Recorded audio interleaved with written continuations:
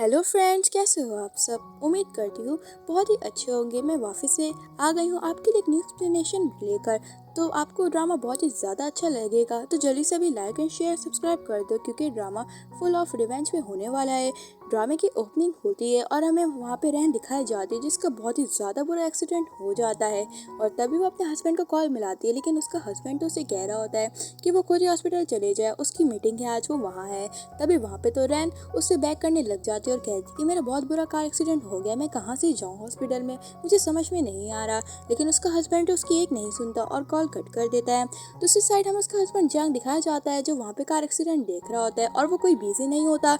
वो वाकई में नैन्सी के साथ, अपने असिस्टेंट के साथ होता है। तभी नैन्सी जो समझ जाती है कि वो एक्सीडेंट किसी और का नहीं होता, बल्कि होता है रैन का। तो वो जानबूझ के कहती है कि ब्रदर ब्रदर प्लीज़ आप यहाँ से ले जाओ, मुझे ब्लड से और बहुत ही ज़्यादा डर लगता है एक्सीडेंट से, मुझे कुछ हो जाएगा, प्लीज़ ले जाओ।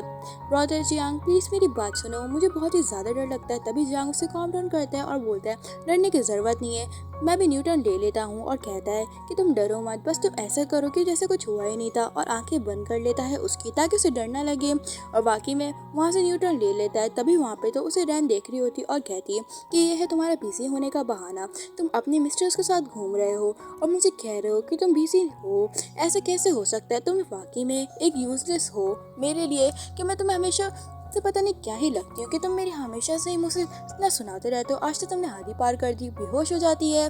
और तभी वहाँ पे दूसरी साइड पे उसकी आँख खुलती है, तो वहाँ पे हॉस्पिटल में पाई जाती है। तभी वहाँ पे डॉक्टर तो बहुत ही गुस्सा करने लग जाती है कि तुम कैसी हो, तुम्हें पता है कि तुम प्रेग्नेंट हो, फिर भी तुम ड्राइव कर रही थी। और बोलने लग जाती कि तुम्हारी इस लापरवाही की वजह से ना तुम्हारी रिस्पॉन्सिबिलिटी खत्म हो गई, इसका मतलब तुम्हारा मिसकैरेज हो गया। तभी ये सुन के तो रैन कहने लग जाती है कि डॉक्टर आप ऐसा नहीं कह सकती, ऐसा नहीं हो सकता, मेरा बेबी मत का मतलब मैंने अपने बेबी को खो दिया है।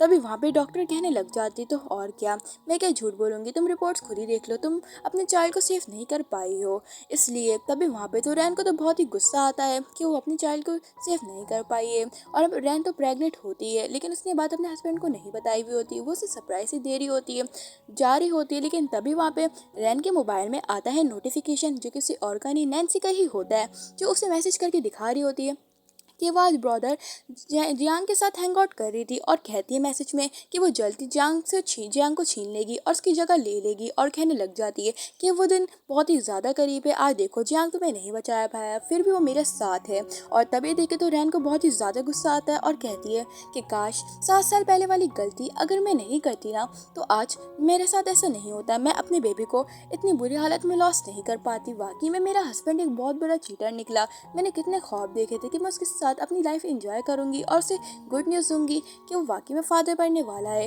तभी वहाँ पे मैं 7 साल पहले का सीन दिखाया जाता है, जहाँ पे जियांग उसे प्रपोज करता है सबके सामने और कहता है कि उसकी लाइफ में जितनी भी खुशियाँ हैं ना वो ला कर देगा, प्लीज़ वो एक बार हाँ कर दे, वो हमेशा एक गुड हस्बैंड बन के दिखाएगा। तभी वहाँ पे सारे लोग भी उसे चेयर अप करते हैं कि वो वाकई में जियांग से शादी कर ले, क्योंकि उसे भी जियांग का असली रूप नहीं पता था। और तभी वहाँ पे तो उसकी बेस्ट फ्रेंड मतलब होती है रैन, और वो हाँ कर देती है और कहती है कि ठीक है मैं तुमसे शादी करने के लिए रेडी हूँ, और मैं उम्मीद भी करती हूँ कि तुम मेरा ख्याल रखोगे। तभी दोनों एक दूसरे को हक कर लेते हैं।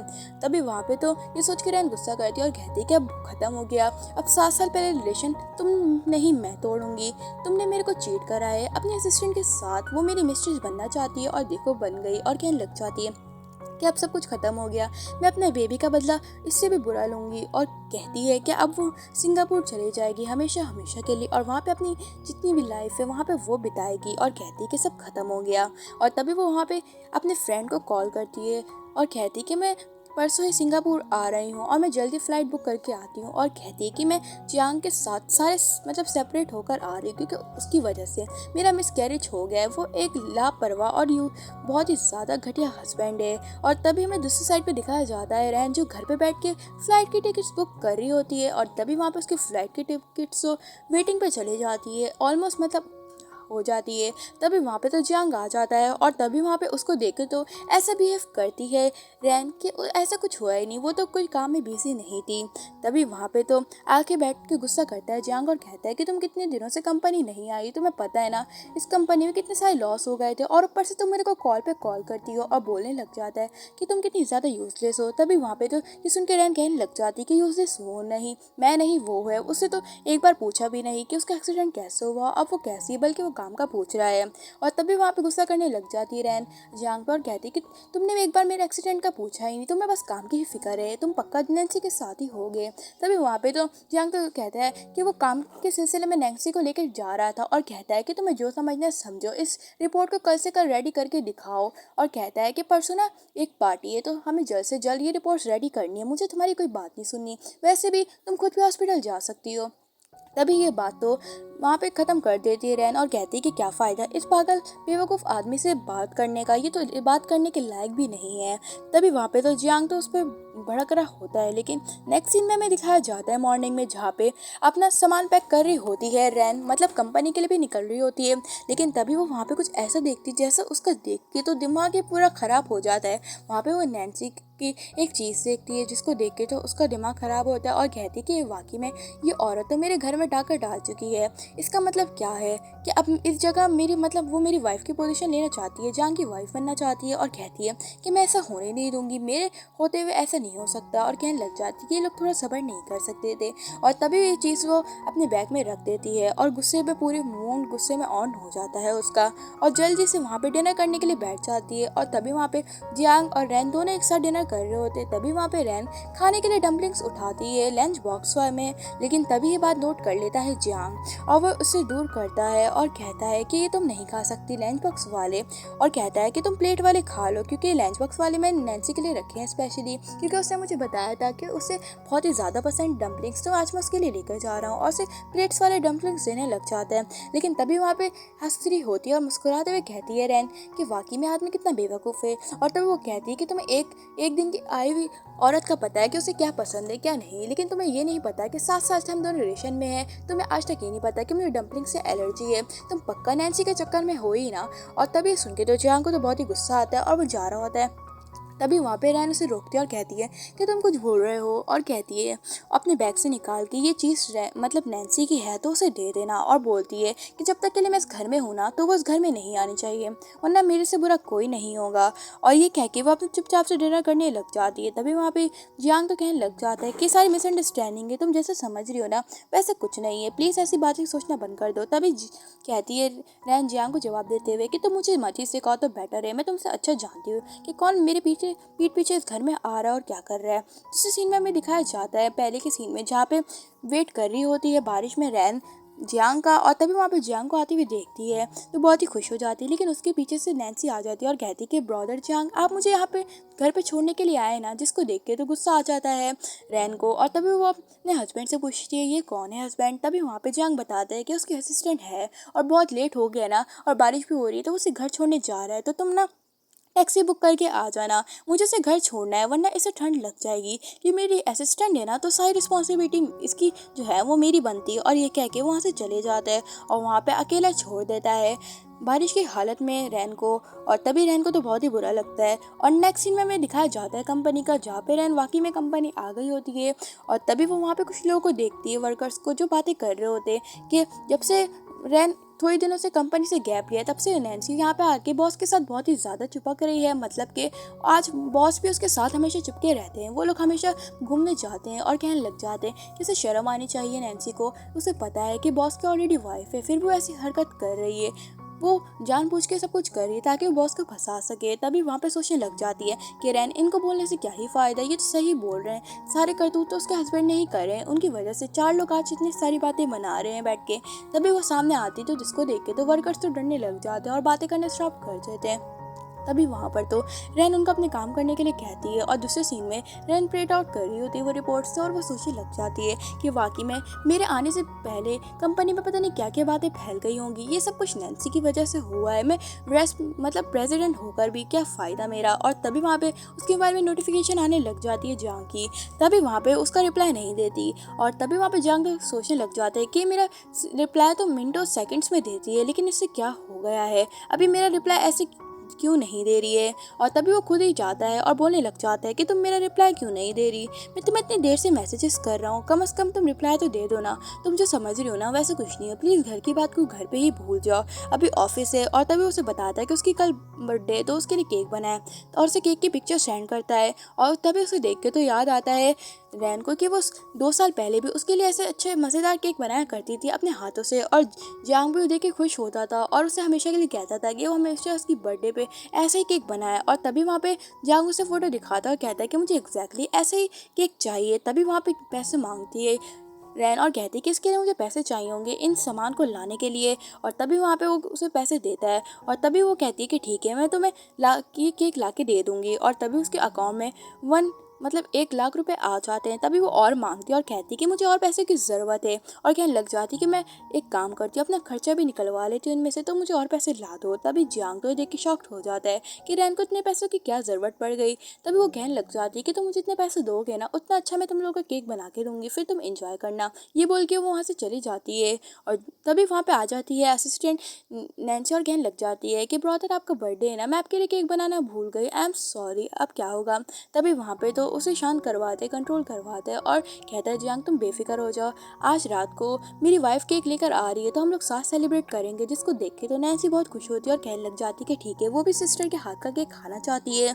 और तभी वहाँ पे हमें रात का सीन दिखाया जाता है जहाँ पे नैन्सी केक ला के रख दिया होता है रैन ने। तभी वहाँ पे वो टेस्ट करता है केक जियांग, और तभी वो देखने लग जाती है रैन और कहती है कि मेरी ज़िंदगी का ये तुम आखिरी केक खा रहे हो अपनी ज़िंदगी का मेरे हाथों से। और तभी वहाँ पे आ जाती है नैन्सी और कहने लग जाती है कि वाओ ब्रदर जियांग, आपने तो सही बोला था कि वाकई में आपकी वाइफ सिस्टर बहुत ही अच्छा केक बनाती है। और कहने लग जाती है कि सिस्टर अगर आपको बुरा तो नहीं लगा ना मैं यहाँ पे आ गई। तभी उसको देख के गुस्से से देखने लग जाती है रैन। और तभी वहाँ पे नैन्सी वाफ़ी कहने लग जाती है कि आप लोगों को लग रहा होगा कि मैं वाकई फूल और बच्चों की तरह बिहेव करती हूँ, तो मैं यहाँ से चले जाती हूँ। तभी वहाँ पे जियांग उसे कहता है कि तुम्हें कहीं जाने की ज़रूरत नहीं है, तुम भी हमारी फैमिली का एक हिस्सा बन चुकी हो। तभी वहाँ पे कहने लग जाती है कि हाँ, तुम हमारी फैमिली का कैसे हिस्सा नहीं बन सकती। और ये रैन कहती है और कहती है कि तुम एक वाकई में मिस्ट्रेस जो बन गई हो। जिसको देख के तो नैन्सी से गुस्से से देखने लग जाती है और तभी वो उसको जानबूझ के चिढ़ाने के लिए जियांग को केक खिलाने लग जाती है। और जियांग भी अपनी वाइफ के सामने उसके हाथों से केक खाने लग जाता है। तभी वहाँ पे वो सही मौका देखती है साइन करवाने का और रेजोल्यूशन अपने पेपर पे। और तभी वो कहती कि इंपॉर्टेंट फाइल में रेडी हो गई तो उस पर साइन कर दो। तभी वहाँ पे वो केक खाते खाते उस पर साइन कर देता है और उसे पता भी नहीं होता कि वो पेपर बाकी में रैन के रेजोल्यूशन का ही है। और तभी वहाँ पे वो वहाँ से जा रही होती है, लेकिन वहाँ पे जियांग उसे रोकता है और जिसको देख के तो नैन्सी को गुस्सा आता है। और तभी जियांग कहता है कि तुम यहाँ से कहाँ जा रही हो, तुम सेलिब्रेट नहीं करोगे मेरे साथ। तभी वहाँ पे कहने लग जाती है कि तुम अपनी मिस्ट्रेस के साथ ही सेलिब्रेट करो, तुम्हारे लिए यही बेटर है, और उसे दूर करती है। तभी वहाँ पे नैन्सी जानबूझ के कहती है कि उसने उसके घर में गार्बेज में ऐसा सेम रेड डोरी देखी थी, वो कहाँ से आई। और तभी कहने लग जाती है कि सिस्टर आपने ये 2 रेड डोरी किसके लिए ली है, ये मैंने आपकी एग्जैक्टली गार्बेज में देखी थी। तभी वहाँ पे कहने लग जाती है रैन कि तुम्हें बड़ा पता है मेरे घर का कि कहाँ पे चीज़ें रखी हुई होती है, इसका मतलब तुम्हारे घर में आना तो नॉर्मल है ना। और हमें दिखाया जाता है कि रेड डोरी दोनों ने एक दूसरे को बांधी हुई होती है और वो एक प्यार की निशानी होती है उन दोनों के साथ ही। और दोनों एक दूसरे से प्रॉमिस करते हैं कि वो जब तक के लिए मानेंगे, जब तक के लिए वो एक साथ हैं। और तभी जांग भी कहने लग जाता है कि देखना है रेड डोरी मेरे हाथों से कहीं नहीं जाने वाली हो, क्योंकि अब तुम मेरी वाइफ बनने वाली हो। और तभी वहाँ पे रैन तो सोचते कहने लग जाती है वैसे तुमने सही कहा नैन्सी, ये रेड डोरी बहुत ही ज़्यादा पुरानी और कॉमन हो गई है और ये मेरे हाथों पे अच्छी नहीं लग रही, तो मैं इसे निकाल के फेंक देती हूँ। वैसे भी लोगों को चीज़ों की कदर ही कहाँ है। और ये फेंक कर वो वहाँ से फाइल उठा देती है और जियांग को उसे रोकने की कोशिश करता है, लेकिन वो बाहर आकर कहने लग जाती है कि अब वो रेजिग्नेशन के पेपर्स ना जियांग के मैनेजर को दिखाकर कल ही उसका आखिरी डे है। और कहने लग जाती है कि अब वो उनकी लाइफ से इतना दूर चली जाएगी और अपनी लाइफ खुद ही इंजॉय करेगी। और कहती है कि अब बस मेरा खेल खत्म हुआ। और कहने लग जाती है कि अब वो दोनों अकेले ही रहे, मुझे क्या। और हमें दिखाया जाता है कि थोड़ी देर बाद वो उसके मैनेजर के पास पहुंच जाती है जियांग के। तभी जियांग का मैनेजर बोलता है कि मिस आपको क्या काम था, प्रेसिडेंट मुझे बता देती मैं आ जाता। तभी उसे रेजोल्यूशन के पेपर दिखाती है और कहती है कि मैं अपनी नौकरी आज से ही छोड़ रही हूँ। और तभी ये सुन के तो मैनेजर तो कहने लग जाता है कि जियांग ने तो साइन करे नहीं, तो आप इसे नौकरी नहीं छोड़ सकती। मुझे तो यकीन नहीं आ रहा, अगर बॉस जियांग साइन करेंगे तभी आप रेजिग्नेशन दे सकती हो, वरना ऐसे नहीं। तभी वहाँ पे तो उसे बिलीव दिलाने के लिए फाइल ओपन करती है और उसे दिखाती है कि वाकई में जियांग ने साइन किया हुआ है। और कहने लग जाती है कि अब मैं भी झूठ बोल रही तो तुम्हें लग रहा है। और कहती है कि तुम्हारे बॉस ने इस पर साइन किया हुआ है, इसका मतलब आज से मैं वाइस प्रेसिडेंट नहीं हूँ तो बेस्ट होगा। और उसे हमेशा के लिए गुड बाय कहकर वहाँ से चली जाती है। और तभी वहाँ पे नेक्स्ट सीन दिखाया जाता है पार्टी का, जहाँ पे जियांग फैमिली होती है। तभी वहाँ पे होस्ट सबका वेलकम करता है और वहाँ पे जियांग भी होता है जो वाकई में आज प्रपोज करने वाला था। उसको मतलब रैन को और कहता है कि आप सारी मिसअंडरस्टैंडिंग क्लियर कर देंगे। और तभी वहाँ पे होस्ट अनाउंस करता है, उन दोनों को आने के लिए कहता है। तभी वहाँ पे जियांग आके खड़ा हो जाता है स्टेज पे, और उसके पीछे पीछे नैन्सी भी आगे चमचागिरी करने लग जाती है। तभी होस्ट तो कहने लग जाता है कि और से नाम देता है और कहता है कि मिस रैन आप कहाँ पर हैं, जल्दी से स्टेज पर आ जाएं। और तभी वहाँ पे सारे लोग कहने लग जाते हैं कि नैन्सी वापस से चमचागिरी करने के लिए उनके पीछे आ गई है। और सारे गेस्ट यही बातें बनाने लग जाते हैं कि नैन्सी को शर्म नहीं आती जो मिस रैन की जगह पे आ गई है, और मिस रैन के बारे में सोचने लग जाते हैं कि वो कहाँ चली गई है। और तभी वहाँ पे होस्ट एक और बार अनाउंस करता है कि मिस रैन आप जहाँ पे भी हैं आप जल्दी आ जाए स्टेज में, सब आपका वेट कर रहे हैं। जियांग को तो बहुत ही गुस्सा आता है और कहता है कि ये वुमेन मुझे बर्बाद करके ही रहेगी। और कहने लग जाता है कि वाकई में वुमेन इस ड्रिंक की डिजर्व है ही नहीं, और कहता है कि इसने तो आज उसकी बेइज्जती करवानी है। तभी वहाँ पे मैनेजर आगे बताता है कि वो रेजोल्यूशन पे पेपर साइन करके चली गई है मिस रैन। तभी सुन के तो जियांग कहता है कि ऐसा हो ही नहीं सकता, मैंने तो साइन किया ही नहीं। तभी वहाँ वो कहती है, मतलब उसका असिस्टेंट कहता है कि वाकई में साइन कर दिया मैनेजर। और तभी वो उसको दिखाता है पेपर, जिसको देख के तो उसे बहुत ही गुस्सा आता है और कहता है कि ऐसा नहीं हो सकता, वो कैसे छोड़ के जा सकती है। और कहता है कि ऐसा मैं मानता नहीं हूँ। और वो ये भी बताता है कि वो हमेशा के लिए अब्रॉड मतलब सिंगापुर चली गई है। तभी उसे तो यकीन नहीं आता कि वो पेपर पे कैसे साइन कर सकता है। और वो वापस से वो पेपर देखता है जिस पे वाकई में उसके साइन मौजूद होते हैं, और उसे देख के वो समझ जाता है कि ये साइन उसी के ही है। और कहता है कि इसका मतलब कल जो मेरे से साइन करवाए गए थे वो उसने इसलिए करवाए थे। और वो वहाँ पे उसके चक्कर आने लग जाते हैं। और तभी वो वहाँ पे कहने लग जाता है कि वाकई में उसने उस पेपर पे जानबूझ के साइन करवाए थे जब वो केक खा रहा था नैन्सी के हाथों से। और तभी वो उस वहाँ पे उसकी मतलब कंपनी को हमेशा के लिए ऑफिशियल करने के लिए बैन कर देता है। और कहता है कि मुझे सिर्फ उसको ढूंढने जाना है मिस रैन को। और कहता है कि मैं रैन को ही ढूंढ के ही वापस आऊँगा, और अपनी कंपनी को बंद कर देता है। तभी वहाँ पे नैन्सी तो उसे रोकने की कोशिश करती है, लेकिन मिस्टर जांग नहीं रुकता और वो वाकई में ढूंढने चले जाता है। और नैन्सी को तो गुस्सा आता है कि औरत जाते वक्त भी उसकी इतनी इंसल्ट करवा रही है, ऐसा नहीं हो सकता। और दूसरी तरफ हमें दिखाया जाता है कार में बैठे हुए दिखाया जाता है मिस रैन को, जो रैन सोचने लग जाती है कि ये सिटी तो बहुत ही अच्छी है, लेकिन यहाँ के लोग कुछ ऐसे होते हैं जो अपने बन के भी ऐसा धोखा दे देते हैं कि पता भी नहीं चलता। और कहने लग जाती है कि जान मैं तुम्हें जिंदगी भर याद रखूंगी, अगर रिवेंज की भारी आए ना तो मैं तुमसे रिवेंज भी लूंगी, और धोखेबाजी की भारी आए तो मैं हमेशा तुम्हारा नाम याद लूंगी। तुमने मेरे से वो छीन लिया है जो मैं उम्मीद नहीं रख सकती। और कहने लग जाती है कि तुम्हारे चक्कर में मैंने अपना बेबी भी लॉस कर दिया है। और तभी ये सोचते सोचते वो गाड़ी आगे भगा लेती है। और दूसरी तरफ हमें ट्रैफिक जाम का सीन दिखाया जाता है, जहाँ पे जांग तो वेट कर रहा होता है ट्रैफिक खुलने का। और तभी वहाँ पे एकदम से ट्रैफिक नहीं खुलता और उसे पता चलता है कि आधे घंटे में उनकी अब्रॉड की टिकट है रैन की, तो उसे जल्दी पहुँचनी चाहिए।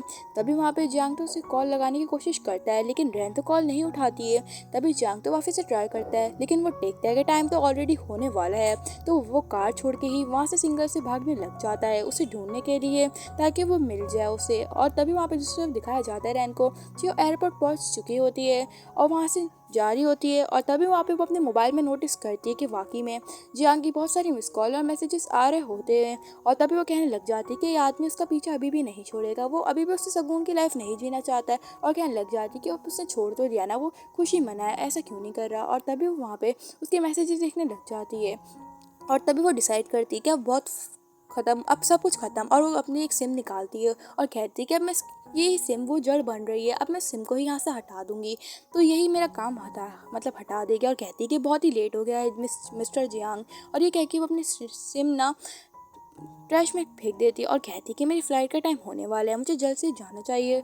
और कहने लग जाती है कि अब तो नैन्सी बहुत ही खुश होगी क्योंकि उसने मेरा हस्बैंड जो ले लिया है। और कहती है क्या अब हम दोनों के बीच में कुछ नहीं रहा। दूसरी तरफ हमें दिखाया जाता है कि वो इन सारी यादों में ही बैठी हुई होती है, और वो यादें तो उसकी दिमाग से नहीं निकल रही होती है, लेकिन वो फिर भी ट्राई करती है। और वो आखिरी बार अपनी सिटी को गुड बाय करके वहाँ से चली जाती है। और दूसरे सीन में हमें मिस्टर जियांग को दिखाया जाता है जो वेट कर रहा होता है। और तभी वहाँ पे उसे पता चलता है कि फ़्लाइट की टिकट वाकई में मतलब कि चले गई है। और तभी वहाँ पे वो कॉल करता है अपने असिस्टेंट को और जल्दी से फ़्लाइट की सिंगापुर की टिकट करने को कहता है। और कहता है कि जल्द से जल्द जो भी टाइम मिले ना, डेट मिले, जल्दी सिंगापुर की टिकट कर लो, मुझे भी जाना है और ढूंढना है। लेकिन तभी वहाँ पे कहने लग जाती है निंग कि प्लीज़ आप ऐसा नहीं करो, मुझे भी आपके साथ जाना है, आप उसे छोड़ दो, मैं आपको बहुत ही ज़्यादा लाइक करती हूँ। लेकिन मिस्टर जांग तो कोई सुनता ही नहीं है और वो कॉल पे ही बात कर रहा होता है वो टिकट की। तभी वहाँ पे नैन्सी वापस से कहती है और कहती है कि ब्रदर मैं आपको बहुत बहुत ही ज़्यादा पसंद करती हूँ, अब वाक़ई में चली गई है तो मतलब रैन तो प्लीज़ आप मेरे पास वापस आ जाओ, मैं आपको हमेशा हैप्पी रखूँगी। लेकिन तभी वहाँ पे जियान को गुस्सा आता है और कहता है कि मुझे पता होता कि तुम ऐसी हो तो मैं तुम्हारे कभी अपने असिस्टेंट बनाता ही नहीं, तुम्हारे इरादे बिल्कुल ठीक नहीं है। और तभी वो अपने हाउसकीपर से कहता है कि इन दोनों कचरों को जल्द से जल्द शुरू करो, मेरी फ़्लाइट है आज की ही, तो मुझे जल्द से जल्द निकलना पड़ेगा, मैं इसकी शक्ल नहीं देखना चाहता, ये मेरा घर बर्बाद किया है इसी ने ही। और वो ये कह के वहाँ से निकलवा देता है। और दूसरी तरफ हमें सिंगापुर दिखाया जाता है जहाँ पे अपना पॉलर में आईवी होती है रैन और कहती है कि अब वो फाइनली अपने आप को चेंज करेगी। और वाकई में वो ड्रेस सेलेक्ट करती है पहनने के लिए और तभी वो वहाँ पे ब्यूटीफुल सी इयररिंग्स पहनती है और वहाँ पे तैयार कर रही होती है। और तभी वो तैयार होने के बाद तो वो बहुत ही ज़्यादा ब्यूटीफुल लग रही होती है। और तभी वहाँ पे वो सर्वेंट पूछती है कि ये सारा सामान आपके पुराने क्लोथ्स कहाँ रखने हैं। तभी वहाँ पे रैन कहती है कि उसे इतना दूर हो सके ना ट्रैश में फेंक दो, क्योंकि क्लोथ्स की अब उसके सामने कोई औकात नहीं रही है, और ये कह देती है। और दूसरे सीन में हमें अयान को दिखाया जाता है जो रैन का बेस्ट फ्रेंड होता है, और उसे पता चलता है कि वाकई में रैन वापस से सिंगापुर आ गई है और उसकी कंपनी भी आज से ज्वाइन कर रही है, जिसको देख के तो अयान तो बहुत ही ज़्यादा खुश हो जाता है। और हमें दिखाया जाता है दूसरे साइड पे कि वाकई में आ जाती है रैन उसकी कंपनी में और बहुत ही ज़्यादा ब्यूटीफुल लग रही होती है, और कहने लग जाती है कि वो आज से अपनी पूरी लाइफ चेंज कर देगी, और इतनी ज़्यादा ब्यूटीफुल लग रही है कि सभी उसे देख के शॉक्ड हो जाते हैं। और हर कोई तो ये कह रहा होता है कि बॉस की कोई जानने वाली फ्रेंड होगी, और तभी उसकी तारीफ करने लग जाते हैं कि वाकई में कितनी ज़्यादा ब्यूटीफुल लुकिंग लेडी है। तभी वहाँ पे अयान तो उसे देख के वहीं पे रुक जाता है, और वहाँ पे उसे देख के भी वही रुक जाती है रैन। और दूसरी तरफ हमें दिखाई जाती है सिंगापुर का सीन जहाँ पे असिस्टेंट्स के पीछे आ जाती है, तभी जांग के पीछे। तभी जांग उस पर गुस्सा करता है और कहता है कि तुम यहाँ पे क्या कर रही हो, मैंने मना किया था ना। तब असिस्टेंट कहती है कि मैं आपको अकेला नहीं छोड़ सकती, इसी हालत में मुझे आपके साथ रहना चाहिए, यही बेस्ट होगा, इसलिए मैं आपके साथ वापस आ गई हूँ। और कहने लग जाती है कि जब तक के लिए आप नहीं जाओगे मैं भी नहीं जाऊंगी। तभी जियांग को तो बहुत ही गुस्सा आता है और वो अपने सर्वेंट को कहता है कि इसे यहाँ से जल्द निकालो, मेरा गुस्सा बढ़ता जा रहा है, मैंने तुम्हें ऑलरेडी मना किया था ना कि तुम यहाँ पे नहीं आना, तुम वाकई में मेरे पीछे पीछे आ गई हो, कितने शेमलेस हो, तुम्हें शर्म आती है, तुम्हारी वजह से रैन मुझे छोड़ के चली गई है, तुम्हारी मिसअंडरस्टैंडिंग्स की वजह से। और ये उस पर गुस्सा करने लग जाता है और वो वहाँ पे अपने सर्वेंट को लास्ट वार्निंग देता है कि जल्द से जल्द हो सके ना इसे यहाँ से निकाल दो, वरना मैं तुम्हें ही हमेशा के लिए। और आगे वो कुछ कहता तभी उसे कॉल आती है, उसे पता चलता है कि उसे रैन के बारे में पता चल गया है। और दूसरी साइड पे में रैन को दिखाया जाता है जो कहती है कि फाइनली हम कितने सालों बाद मिल रहे हैं। तभी अयान भी कहता है कि स्कूल टाइम्स के बाद तो हम कभी नज़र भी नहीं आया, तुम्हारी जो शादी जो हो गई है। और तभी वो उसे कहता है कि तुम इतने सालों बाद भी कितनी ज़्यादा ब्यूटीफुल लग रही हो, मतलब तुम ब्यूटीफुल हो। और हमें दिखाया जाता है कि वो दोनों क्लासमेट होते हैं रैन और अयान, और हमेशा अयान सोता रहता था और रैन उसे हमेशा टॉपिक समझाया करती थी। तभी वहाँ पे एकदम से अयान को नींद आ जाती है, लेकिन रैन तो देख के तो उसका थोड़ा मजा लेना चाह रही थी और वो जानबूझ के उसे डंप करती है, और जिसको देख के कहने लग जाती है कि तुम इतना वक्त सोता रहते हो बिना रीज़न के, और कहती है कि तुम्हें पढ़ना वढ़ना कुछ नहीं है, इससे ना तुम इतना फेल हो जाओगे, तो वापस से तुम्हें स्टडी कौन करवाएगा। तभी वहाँ पे कहती है रैन कि तुम भी पहले की तरह स्टूपिड ही हो जो अभी भी सोते होगे ना। और वहाँ पे दोनों का मजाक चल रहा होता है और कहती है कि तुम वाकई में बहुत ही ज़्यादा बदल गए हो। और तभी वहाँ पे अयान तो उसे देख रहा होता है और साफ साफ पता चल रहा होता है कि वो दोनों अयान उसे पसंद करता था, लेकिन वो उसे नहीं बता पाया। तभी वहाँ पे तो उन दोनों को बातें करते हुए देखकर सभी वहाँ पे बोल रहे होते हैं कि उनके सारे वर्कर्स के वाकई में उनकी वाइफ है, और सभी वहाँ पे उसे कहते हैं अपने बॉस को कि उसे इंट्रोडक्शन करवाया कि ये ब्यूटीफुल सी यंग लेडी कौन है, हमें भी इनको जानना है कि यहाँ पे हमारी कंपनी में क्या मतलब वर्कर बन के आई हैं। या तभी वहाँ पे अयान उन्हें बोलता है कि ठीक है, सॉरी एवरीवन, मैं आपको बताना भूल गया, तो ये जो है कि यहाँ से आज से वहाँ की वाइस प्रेसिडेंट है। तभी वहाँ पे सब वर्कर्स उनका अच्छी तरह वेलकम करते हैं रैन का, जिससे देख के रैन भी खुश हो जाती है। और तभी हमें दिखाया जाता है कि दोनों घर के लिए चले जाते हैं, और वापस से हमें दिखाया जाता है कि जब वो बाहर आते हैं तो वाकई में सारे वर्कर्स तो अभी भी कहने लग जाते हैं कि इनकी जोड़ी तो बहुत ही ज़्यादा अच्छी है और ये पक्का जल्दी हस्बैंड वाइफ सोन बनने वाले हैं, ये हम गारंटी से बता देते हैं। और एक दूसरे से शर्त करने लग जाते हैं कि वाकई में एक कपल बन के दिखाएंगे। और तभी वहाँ पे रैन जब बाहर आती है तो वो देखती है कि बाहर बारिश हो रही है, तभी उसके पास तो अम्ब्रेला नहीं होता तो वो बाहर ही खड़ी रहती है। तभी वहाँ पे अयान आ जाता है अपना अम्ब्रेला लेकर, लेकिन वो कोई अयान नहीं होता, वो होता है जियांग, जिसको देख के तो देखने लग जाती है और देखते देखते उसे रियलाइज़ होता है कि यहाँ पे क्या कर रहा है जियांग। और तभी वो देखती है कि वो जियांग नहीं अयान है और उसकी सोच होती है। तभी अयान पूछता है कि तुम इतना क्यों सोच रही हो। तभी उसे सॉरी करती है और कहती है कि मैं थोड़ा डिस्ट्रैक्ट हो गई थी ना इसलिए। और वो सोचने लग जाती है और तभी वो उसको देखती है कि अयान पूरा भीग रहा होता है लेकिन उसे भीगने नहीं दे रहा होता है, जिसे देख के तो कहने लग जाती है कि अयान को वाकई में उसकी अभी भी केयर है। और ये देखते देखते वो उसे उसके घर छोड़ देता है और हमें गाड़ी का सीन दिखाया जाता है। और तभी वहाँ पे थोड़ी देर बाद वो लोग घर आ जाते हैं और जहाँ पे कहने लग जाती है कि तुम तो बहुत ही ज़्यादा भीग गए हो ना, एक काम करो ये वाला कोट पहन के चेंज कर लो, तुम्हें ठंड लग जाएगी। और कहती है कि जब तक के लिए तुम चेंज कर रहे हो ना हम साथ में बैठ के डिनर करते हो, और उसे शावर के लिए भेज देती है।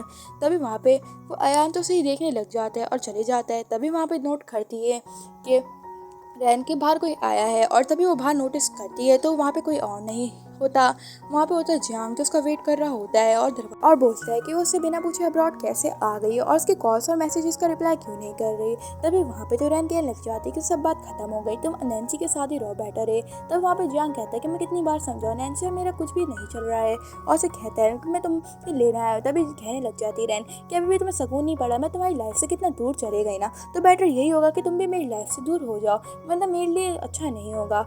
और कहने लग जाती है कि तुम जानते हो ना तुम्हारी वजह से ही सब कुछ हुआ है।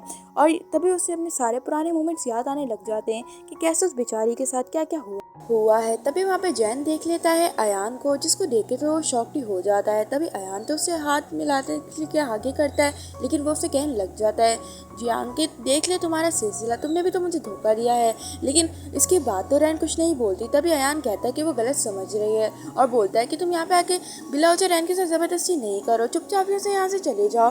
तभी जियांग तो उसकी बात नहीं मानता और कहता है कि उसको लेकर ही जाएगा। तभी अंदर आके तो कहने लग जाती रैन कि वो उसके साथ बिल्कुल नहीं जाएगी, नैन्सी अब उसकी मिस्ट्रेस बन गई है। तभी वहाँ पर जियांग तो कहता है कि मेरे पास पूरा सबूत है, लेकिन और उसे अपने मोबाइल की चैट्स दिखाता है नैन्सी के साथ जो उसने बातें की हुई होती हैं। तभी उसको देख के तो शॉक्ड हो जाती है रैना और कहती है कि यही है तुम्हारे जो एक्सप्लेनेशन जो मुझे दिखाना चाह रहे हो। तभी वहाँ पे उसको देखता है खुद ही जियांग, जिसमें लिखा हुआ होता है कि नैन्सी उसे बुला रही है अपने पास, जिसको देख के वो कसमें खाने लग जाता है कि उसकी कसम उसने ऐसा कुछ नहीं करा, ये सब कुछ नैन्सी ही कर रही है, वो तो नैन्सी को पसंद नहीं करता। लेकिन रैन उसकी एक भी नहीं सुनती और बोलती है कि बस हो गया, अब तुम यहाँ से तभी जियांग भी वहाँ से चुपचाप सब चले जाता है। और तभी वहाँ पे रैन उसे थैंक यू करती है अयान को कि उसकी वजह से वो लाइफ में मूव ऑन कर पाई है। तभी वहाँ पे अयान कहता है कि उसे अच्छा लगता है कि उसका नाम अयान लेती है। तभी वहाँ पे कहती है रैन कि अयान तो लूँगी ना क्योंकि तुम मेरे दोस्त हो ना। तभी अयान पे तो बहुत ज़्यादा क्रश होता है रैन का 7 साल से, लेकिन वो उसे बता ही नहीं पाता। तभी वो उसे कहता है कि मैं तुम्हें बहुत ही ज़्यादा पसंद करता हूँ, क्या तुम मुझे एक चांस दे सकती हो। मैं जियांग की तरह बिल्कुल नहीं, मैं तुम्हें कभी चीट नहीं करूँगा। और तभी वहाँ पे कहने लग जाती है रैन ठीक है मुझे थोड़ा टाइम दो ये बात सोचने का, मैं कुछ सोच के ही बताऊँगी। नेक्स्ट सीन में हमें रैन को दिखाया जाता है जो कि उससे बात कर रही थी। तभी वहाँ पे होते हैं जियांग और क्रेज, मतलब कि जियांग होती है, मतलब नैन्सी भी होती है। तभी नैन्सी से देख के जान पूछ के जियांग को किस कर देती है और तभी जियांग ये देख के शॉक्ड हो जाता है और वो देख लेता है रैन को। तभी वहाँ पे तो कहने लग जाती है नैन्सी कि प्लीज़ ऐसा आप गलत मत समझना। तभी वहाँ पे कहने लग जाती है हमारी मेनली रैन की तुम लोग जो भी करो मुझे फ़र्क नहीं पड़ता, वैसे भी जियांग से मैं दूर हो गई हूँ तो तुम्हें जितना यूज़ करना है कर लो। तभी वहाँ पे एक आदमी आके बताते कि फायर मतलब आग लग गई है। तभी उसको देख के तो जियांग तो नैन्सी का हाथ जोर से पकड़ लेता है और धक्कों वक्कों में वहाँ पे नैन्सी बेचारी वहीं पे ही ठहर जाती है। और तभी वहाँ पे जियांग को रियलाइज़ होता है कि नैन्सी वहाँ पे रुक गई है, तो वो वहाँ जाकर उससे बचाने जा ही रहा होता है, लेकिन वहाँ पे लोगों की वजह से भी वो नहीं बच पाता। और तभी बाहर आके तो वहाँ पे एकदम से ब्लास्ट हो जाता है सब कुछ, तो वहाँ पे वो जियांग परेशान होने लग जाता है। और तभी वो फायर के पास जाता है, फायर फाइटर के पास, तो वहाँ पे भी उसे अंदर जाने से मना कर देते हैं। और तभी भी उसे उसकी सैंडल भी दिखती है। तभी वो समझ जाता है कि उसने नैन्सी को खो दिया। लेकिन जब नैन्सी बाहर आती है तो वो उसे देख के हक कर लेता है और बोलता है कि फाइनली तुम ठीक हो, और कहता है कि तुम कहाँ चली गई थी, मैं तुम्हारे लिए इतना परेशान हो रहा था। और वहाँ पे तो उसको घंटा फर्क नहीं पड़ता है रैन को, और कहती है कि तुम्हें क्या फ़र्क, तुम लोगों को क्या मसला है, तुम मेरे से दूर क्यों नहीं हो जाते, आज के बाद भी तुम्हें लगता है कि मैं तुम्हें चांस दे दूंगी जो मेरे पास आके मुझे हक कर रहे हो और इस तरह बोल रहे हो। और तभी वहाँ पे वो अयान उसे मतलब जियांग उसे अपने साथ लाता है और जिसको देख के तो वहाँ पे नैन्सी भी आ जाती है और नैन्सी के लिए आइसक्रीम लाई हुई होती है और कहती है कि सिस्टर ये आइसक्रीम मेरी तरफ से और ब्रदर की तरफ से, इसे आप खा लो। लेकिन उसे धक्का दे देती है रैना और कहती है कि आइसक्रीम तुम्हें डिजर्व करो, और उसके मुंह पे आइसक्रीम लगा देती है और कहती है कि तुम एक मिस्ट्रेस हो, समझ आई, तुम मेरे दिल में जगह नहीं बना सकती, अपने आप को सिस्टर ब्रदर कहकर तुम होगी कहीं की, तुम्हारी वजह से ही मैं जियांग से दूर हुई हूँ, अब तुम बीच में आ रही हो, ऐसा नहीं चलता है, तुम बहुत ही ज़्यादा घटिया लड़की हो। तभी वहाँ पे मदद मांगती है नैन्सी, जियांग से उसे कहती कि ब्रदर मुझे प्लीज़ उठाओ, लेकिन वहाँ पे जियांग भी उसे इग्नोर कर देता है और वहाँ पे अयान आके उसे ले जाता है। और फिर भी जियांग वहाँ पे बैठा हुआ रहता है। तभी वहाँ पे अयान देखता है कि बाहर उसने शूज़ नहीं पहने हुए होते हैं और उसे दर्द हो रहा होता है। तभी वो उसे अपने गोद में उठाता है और कैरी करता है, और तभी वो उसे कहता है और बैठ जाने के लिए कहता है और उसके लिए न्यू शूज़ बाय करता है, जिसको देख के तो शायद तो उसकी तरफ देखी जा रही होती है रैन कि वाकई में कितना ज़्यादा केयरिंग है। अगर उसे वो वाकई में मिल जाता ना तो उसके साथ ही अपनी पूरी लाइफ बिताती। तभी उसे कहती कि वो इस चीज़ के लिए रेडी हो गई है, मतलब कि उसके प्रपोजल के लिए एक्सेप्ट कर लेती है। तभी जिसको देख के तो अयान तो बहुत ही ज़्यादा खुश हो जाता है और बोलता है कि मैं वाकई में तुम्हारा बहुत ही ज़्यादा ख्याल रखूँगा, मैं तुम्हें कभी भी दूर नहीं होने दूंगा, और उसे प्रपोज करता है। और तभी वहाँ पे वो हाँ कर देती है उस प्रपोजल के लिए। दूसरे सीन में हमें जियांग दिखाया जाता है जो बहुत ही ज़्यादा ड्रिंक कर रहा होता है। तभी नैन्सी आके कहती कि सब कुछ खत्म हो गया, मैं तुम्हें एक और बार बताना चाहती थी कि तुम्हारी जो वाइफ थी ना वो तुम्हारे बेबी से प्रेग्नेंट थी, अब तो कोई फ़ायदा नहीं है, तुम मेरे पास आ जाओ। और तभी ये कह के उसके क्लोज होने लग जाती है, लेकिन जियांग उसे दूर करता है और कहता है कि उसके पास अब एक और चांस है उसकी वाइफ के पास आने के लिए, तो वो एक्सेप्ट करेगा। और तभी हमें दूसरे सीन में दिखाया जाता है कि वो लोग ऑफिस में आ जाते हैं, जियांग मतलब अयान और रैन, और तभी सब लोग सोचने लग जाते हैं कि वो लोग इतने साथ क्यों है, पक्का मैरिज की बात करने आए होंगे। और तभी वहाँ पे सब लोग वहाँ पे बताते हैं कि उनकी मैरिज कल ही है और उनको गिफ्ट देते हैं। तभी वहाँ पे तो सारे गेस्ट तो बहुत ही ज़्यादा खुश होते हैं कि उनका अंदाज़ा सही निकला।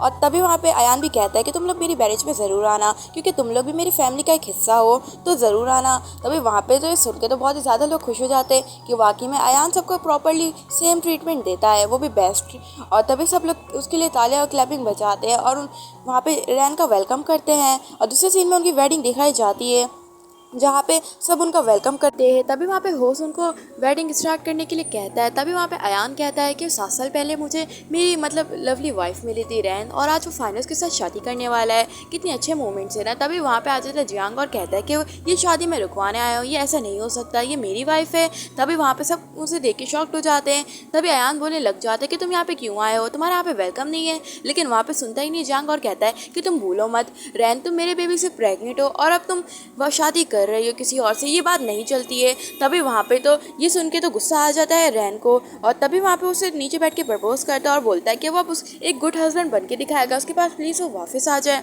और वो उसके साथ बैक करने लग जाता है। तभी वहाँ पे रैन बताती है कि जिस बेबी की तुम बात करो ना तुमने उसी दिन कार एक्सीडेंट में खो दिया था, और बोलती है कि मेरे बेबी के कत्ल सिर्फ तुम हो और आज तुम्हें मेरी शादी बर्बाद करने आए हो, तुम चाहते क्या हो, तुम मेरे से दूर चले जाओ प्लीज़। और बोलती है कि मेरे बेबी को तुमने पहले ही मार चुके हो। और तभी वो कहती है कि अयान से कुछ सीखो, अयान कितना अच्छा जेंटलमैन है, उसे पता है कि उसे वो कभी लोगों की फीलिंग्स के साथ नहीं खेलता है। और वो कहती है कि मैं अयान से ही शादी करूंगी। और ये कह के अयान भी उसकी तरफ देखने लग जाते हैं और दोनों ही मैरिड कर लेते हैं उसके सामने ही। और वहाँ पे बेचारा जियांग तो बैठा ही रह जाता है। और यहीं पे हमारी रिवेंज स्टोरी होती है। जो आपको कैसी लगी लाइक शेयर एंड सब्सक्राइब करके ज़रूर बताना। Bye bye.